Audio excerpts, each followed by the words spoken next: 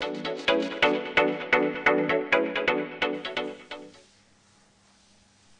actualidad se llama transporte escolar. Yo me voy a centrar en volver a contar un poquito la historia de la consejería de Pepe Gotera y Otilio y del gobierno de los peores.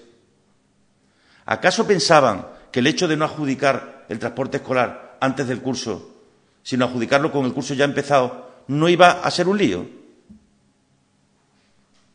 ¿Acaso pensaban que el hecho de haber iniciado el curso escolar sin contrato con los transportistas no iba a acabar siendo un lío? Tanto les hubiera costado haber resuelto este problema y no someter hoy a miles y miles y miles de familias a la situación a la que la están sometiendo. Porque evidentemente que ahora lo fácil para ellos y algunos es echarle las culpas a los transportistas. Eso es lo fácil. Pero esto tiene un origen, ¿eh? El que es causa de la causa es causa del mal causado. Es un principio en derecho. El que es causa de la causa es causa del mal causado. Pues la causa de la causa es la ineptitud y la ineficacia de la consejería de Pepe Gotera y Otilio.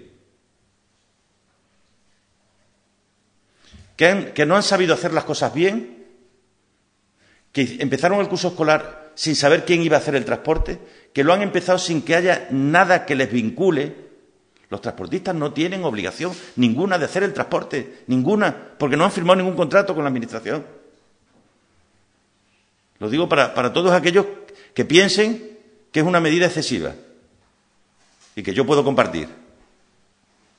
Pero no tienen nada que les vincule.